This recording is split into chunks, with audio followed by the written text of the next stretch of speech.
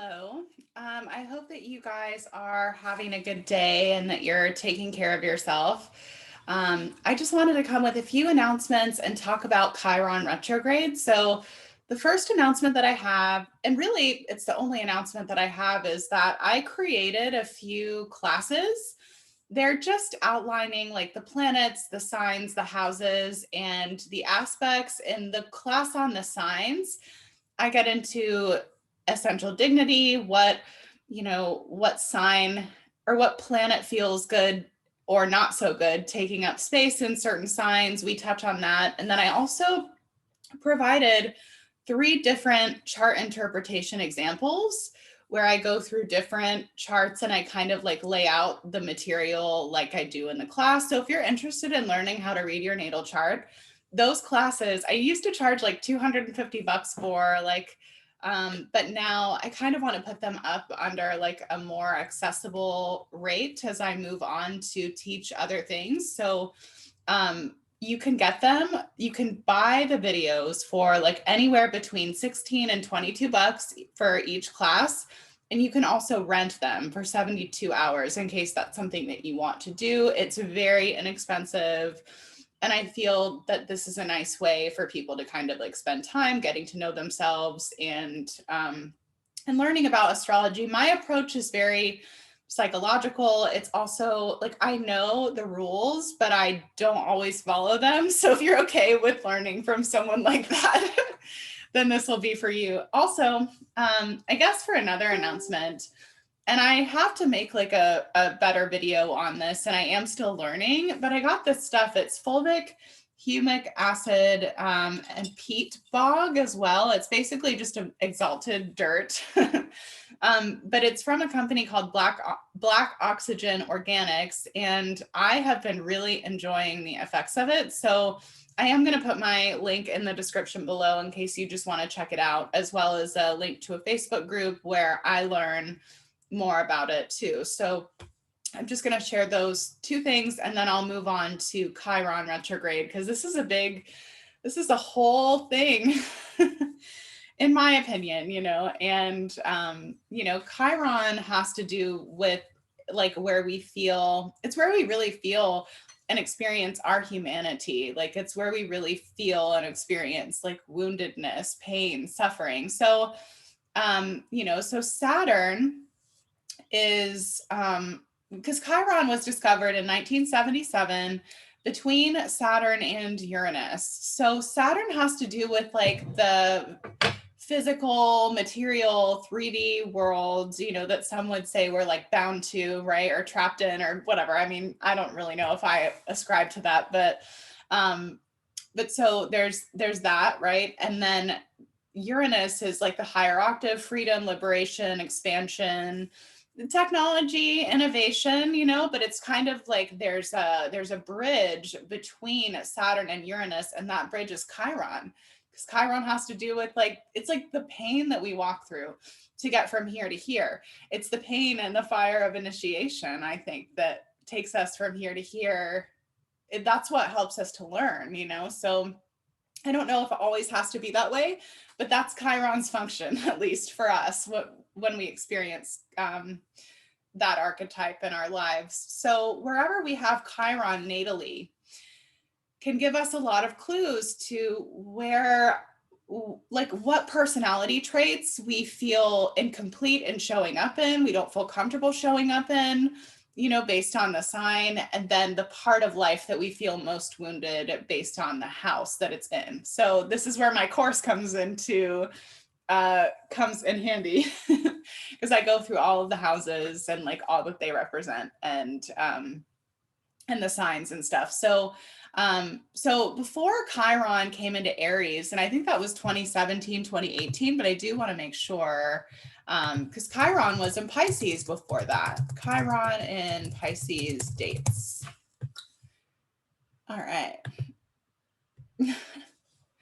So Chiron in Pisces ended on, okay, so it looks like it ended weird.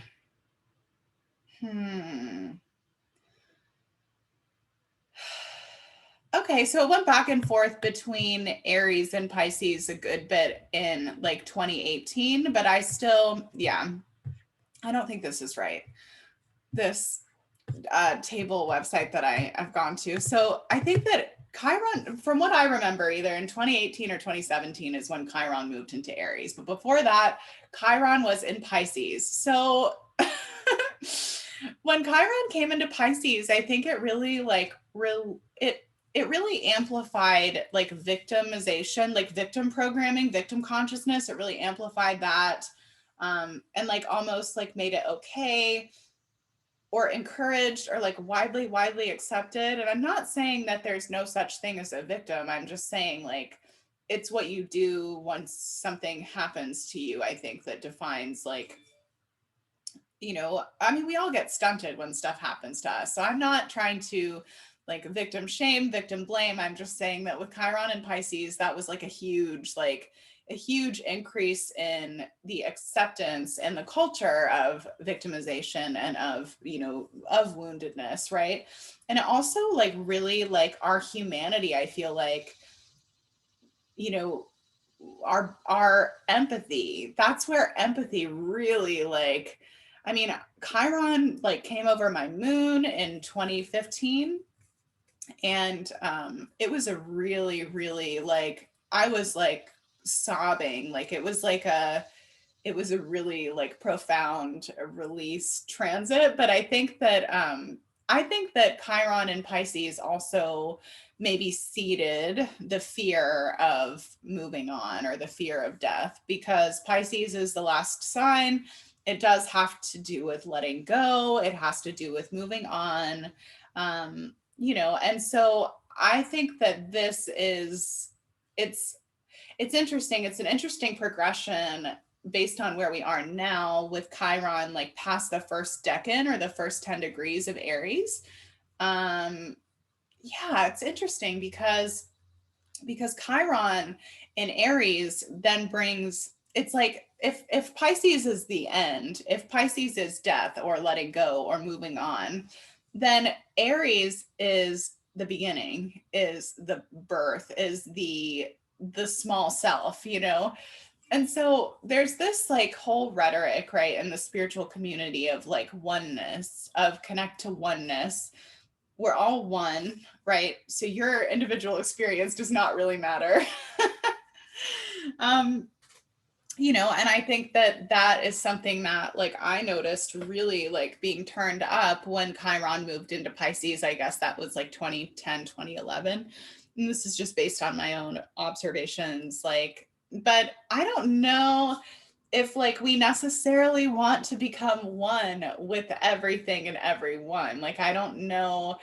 I think that there's a lot of like collectivism in the culture, or communitarianism, where it's like you belong to everyone else. Your body belongs to everyone else. Your process, your mind belongs to everyone else. That's like where this is, like, if we were to zoom out, like that's where this is going, like what's happening. So this is causing people to like lose touch with themselves, lose touch with their individuality and their individual expression. You can still identify as like a socialist or something, or a collectivist or whatever, but still have investment in your own life and your own individual expression of creator. Like that's the thing. So I guess like this is where I think, if I'm correct, which I don't have to be correct, I don't need to be right, but if I'm correct, it seems like there's a lot of people who are going to have kind of a snapback moment where they recognize like just how much they've given away to everybody else, or to the oneness or whatever, you know I think that this could be where we see people like really snap back and like take a second and be like, wait, like I have so much individual stuff going on. There's things that I have to attend to in my own life. But it's interesting because my consciousness is all out here, all in everyone else, And it's like that shared internet space that like Amazon has created. Like if we're swimming in the waters of everyone else's thoughts and feelings that are wanted for us, like then we don't really know what's going on within us, you know? So I think that like Chiron in Aries is like, can have the potential to go in a really dark direction when thousands and millions of people decide to give up their individuality and their individual identity and their, I mean, Aries has everything to do with the body and everything to do with the mind. It's the individual. So yeah, I just wanted to come point that out. I think that this is a really like good time.